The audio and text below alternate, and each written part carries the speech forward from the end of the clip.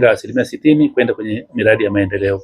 Na kwa mwaka wa fedha wa 2026/27 tulitenga kiasi cha shilingi bilioni 61 kama mapato yetu ya ndani, na baada ya kukata makato lindwa, pesa zingine zote zinaenda kwenye miradi ya maendeleo. Jana tumesaini miradi ya maendeleo ya kiasi cha shilingi bilioni 2 kwa ajili ya kupeleka kwenye taa za barabarani peke yake. Shilingi bilioni 2 inaenda kwenye taa za barabarani. Hii ni katika kuimarisha miundombinu ya usalama katika kata zetu, na haswa kata zilizoko katikati ya jiji la Arusha, kwa maana ya ile eneo maarufu la CBD. Tunataka Arusha ifanye biashara usiku, Arusha ifanye biashara mchana, na kwa muktadha huo pesa hii inaenda kuongeza taa zile ambazo tayari zimeshawekwa kwenye barabara za kata kama Lebolosi, Kaloleni, Sekei na kadhalika. Sasa tunaenda kuboresha, na bilioni 2 inaweza ikaweka taa zaidi ya 500. Kwa hiyo tulisema tuwajulishe wananchi, kwa sababu ni utamaduni wetu. Hizi pesa ni pesa za kodi za wananchi, na tunataka wananchi wajue kwamba pesa zao zinarudi kwao kupitia miradi ya maendeleo.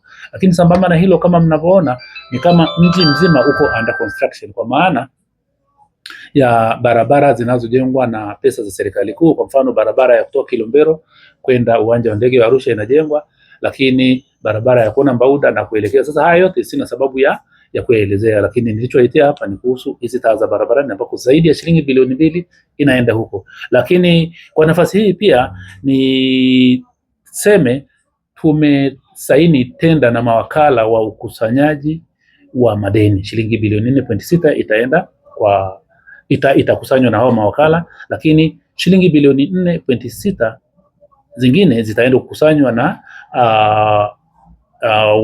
wakala wa parking. Sasa niseme hayo kwa sababu ya hawa mawakala tumewapa kazi ya kukusanya ushuru kwa niaba ya halmashauri. Naomba nitoe rai kwa mawakala watende haki pale ambako wanafanya au wanatekeleza majukumu yao ya kila siku. Kuna utamaduni saa zingine wa kutoza kodi hata maeneo ambayo hayastahili kutozwa kodi ya parking. Kwa hiyo nimesema hatutasita kumchukulia hatua wakala yoyote ambaye atakiuka utaratibu ambao tumempa kwa mujibu wa mkataba uliokuwepo. Lakini niseme pia kwa wananchi, ni muda mwafaka wa kutii sheria bila shuruti. Bahati nzuri mifumo ya ukusanyaji wa mapato umeboreshwa, na sasa hivi hakuna sababu ya kukimbizana na wakala. Unaweza kulipa kwa kutumia simu yako ya mkononi au kwa mfumo mwingine wa bank transfer. Kwa hivyo niseme hayo kwa ajili ya nini? Kwa ajili ya kuhakikisha kwamba mji wetu unakuwa mtulivu, mji wetu unakuwa salama, lakini tufanye kazi kwa kushirikiana. Na hizi hela bilioni 2 za barabara ni ongezeko la baada pia ya kuweka taa za barabarani kwenye mwaka uliopita wa zaidi ya shilingi milioni 900, ambapo sasa kwenye mwaka moja huu tumepeleka 2.9 bilioni 2.9 imeenda kwenye eneo la barabara. Kwa hiyo waandishi wa habari, kwa leo ni hayo tu, lakini pia niseme pia tunatangaza tenda kwa ajili ya ujenzi wa barabara zilizoko pembezoni. Tayari mwanasheria wa jiji ameshaandaa bill of quantities. Kwa hiyo wakati wote ule tutatangaza tenda kwa ajili ya kupeleka miradi ya maendeleo kwenye kata zetu mbalimbali. Na nimesema hivi kwa sababu mara nyingi tukitenga pesa huwa tunasema tumetenga pesa kiasi fulani.